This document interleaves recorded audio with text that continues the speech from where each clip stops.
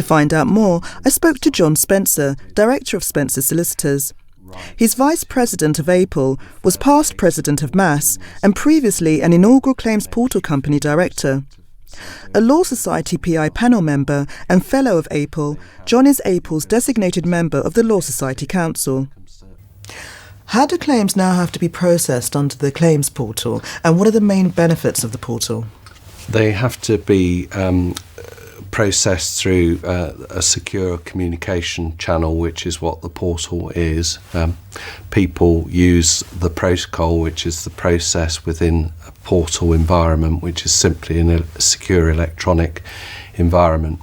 And the benefits of that are a consistent means of communication, consistency of process together with the protocol, and a more speedy, efficient manner of dealing with cases is what was the objective of the government. And it's also designed to try and make sure that everyone knows exactly how you communicate, so there's not too much room for manoeuvre outside of email and the portal as a means of communication. Now, registration of a claim with the Claims Portal is a fairly straightforward process. It's a tick box exercise on the portal's website. Can you explain the process? Yeah, it's, as you describe, a tick box exercise takes about 30 minutes to go through it. You have to have an administrator who's authenticated, who can then also validate other users to access the system, but it's designed to be self-explanatory in terms of a user going through that process and uniform in the way users would approach using the portal. And what are the implications for those who fail to use the portal correctly or don't register claims on the site? If a claim falls within the protocol, you are required to commence that claim within the portal, and therefore if you failed to do so, you would expect a defendant to make it clear in defending a claim that it had ignored the protocol, and you would also be subject to some stringent cost sanctions if you did that. So I think practitioners need to be aware that if they've got a case that falls within its remit, you must commence that claim in the protocol. You might be able to exit, but the provisions around exit are very clear within the protocol provisions. Moving on to fixed costs under the new protocol, what are the main changes there?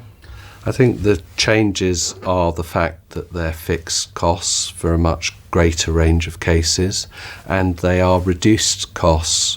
Those are the two key differences, and I think for practitioners that means efficiency is key in the conduct of these cases because you're not paid hourly rates, and also you have to be very efficient in the sense that the cost reduction has, at the bottom end of cases, been 58%. So that's a huge reduction in the costs that you can recover. I think it's important too to recognise that these are recoverable costs. So they're costs that can be recovered from an opponent. They do not necessarily imply that those costs are identical to those that clients can be charged by practitioners. However, in most cases, the two figures would be identical. So what would you say are the main costs and benefits that firms need to think about in relation to these cases? They need to think about what types of case they have across their practice and what volumes of those types of cases they have. Because the costs are so low within the protocol, you really need a spread of cases to mitigate the impact of fees with regard to the low value cases. You also need a spread of cases in terms of work type so that all of your work is not within the low value arena.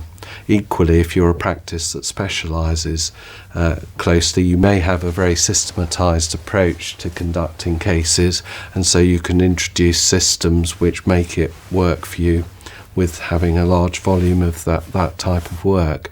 So I think it depends on what type of practice you are. Some of the benefits of the new system, the protocol, are encouraging early settlement, encouraging a defendant to admit liability so that that is not a contentious issue.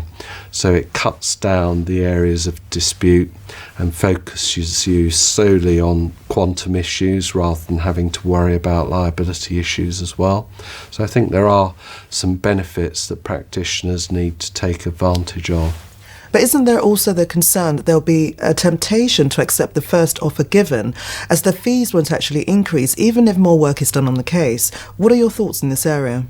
The concern about first settlement being accepted is a real one, but I'd say two things to that. The professional obligation that a solicitor has should prevent any practitioner from accepting a settlement where it was not in the client's interest to do so. And secondly, there is quite a lot of awareness of clients of their rights, and in my experience, clients are rarely wont to accept the first offer that is made in a case.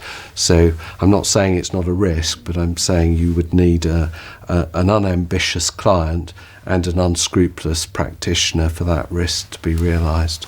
And there's also the concern that some firms won't be able to represent clients with these fixed costs, which may result in claimants actually having to deal with insurers directly, negotiate with them directly, when they haven't actually had any advice or representation concerning the value of the claim. What are your thoughts on that? I don't think it's, in fact, a problem. There's plenty of evidence that firms are conducting these cases for clients within the protocol. So I don't think to that extent it's an issue. I think the bigger issue is the constrained fees available to devote to a case for a client, and that's a whole different area, i.e. how much work can be completed, etc., within the constraints of very tight financial parameters. The bigger issue for me is with regard to insurers directly making offers to clients without seeing any medical evidence. I don't regard that as socially acceptable. Why? Because a client may be undersettling a case, or indeed a payment may be being made where none is warranted. And I think for equal and opposite reasons, one wouldn't want to have that continuing to happen, but there's plenty of evidence out there that insurers are increasingly making pre-medical offers. In my own practice, there's something like a third of cases in the RTA protocol which are subject to pre-med offers, and that's a huge proportion of cases. There's roughly 800,000 cases a year. You take 30% of that number, you're talking about a lot of claims. And looking at the use of medical reports and experts under the new protocol, what are the considerations here? The considerations are improved for practitioners from the old protocol, because it's catering for a much wider band of cases, up to £25,000. There is more complexity there, so there's more flexibility in terms of medical evidence. For example, there's no limit to the number of medical experts that you can commission a report from. There are slightly altered provisions in terms of obtaining a subsequent report, for example, where prognosis is not clear or where there's continuing treatment.